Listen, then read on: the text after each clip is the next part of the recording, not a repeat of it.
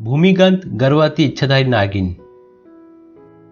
एक जंगल में गर्भवती इच्छाधारी नागिन रहती थी। लोगों की नजर से और बारिश से बचने के लिए वो हर समय सुरंग में रहती थी। नागिन को भूख लगने पर लोगों को मार के खून पी लेती थी, जिसके कारण इस जंगल से कोई भी इंसान आता जाता नहीं था।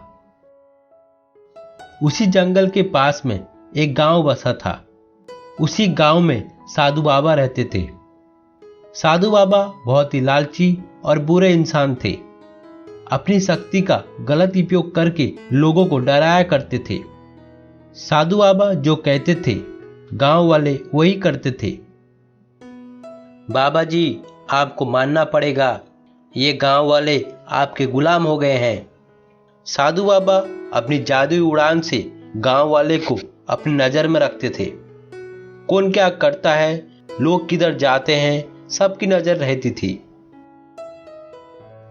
बाबा जी, मेरे पति बीमार हैं, जल्दी चलिए, नहीं तो मेरे पति मर जाएंगे। धीरज रखो बेटी, तुम्हारा पति का कुछ नहीं होगा। तुम चलो, हम जाते हैं।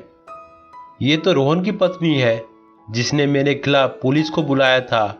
आज रोहन का आखिरी दिन होगा, चलो उसके घर चलते हैं। साधु बाबा अपनी जादुई उड़ान से रोहन के घर जाते हैं। बेटी, तुम बाहर जाओ, मैं इसका इलाज करता हूं। रोहन की पत्नी बाहर जाती है। साधु बाबा अपनी शक्ति से रोहन को मार देते हैं, जिसके बाद रोहन का शरीर काला हो जाता है। बेटी, हमने तेरे पति को बचा नहीं सके। ये कहते हुए साधु बाबा वहां से भाग जाते हैं। इधर रोहन की पत्नी साधु बाबा की बातें सुनकर दंग रह जाती है। रोहन का शरीर देखकर रितु हैरान हो जाती है। इनका शरीर काला कैसे हो गया? लगता है साधु बाबा मार दिए होंगे। रितु अपने पति के शव को पुलिस के पास लेके जाती है।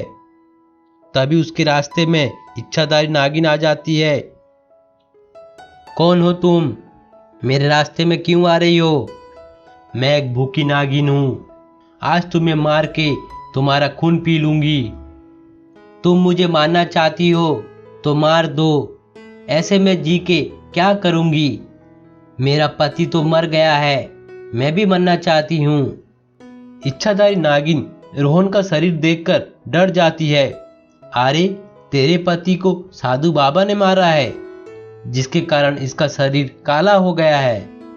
मुझे पहले शक था, लेकिन अब लगता है साधु बाबा ने मेरे पति को मारा है।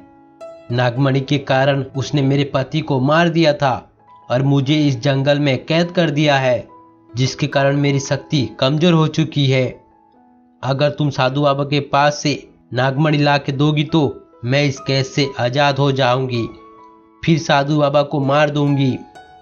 लेकिन वो नागमणि साधु बाबा के पास नहीं है, वो नागमणि जादू उड़ान में है। रितु साधु बाबा के पास जाती है और उनसे झूठी मूठी आशीर्वाद लेती है।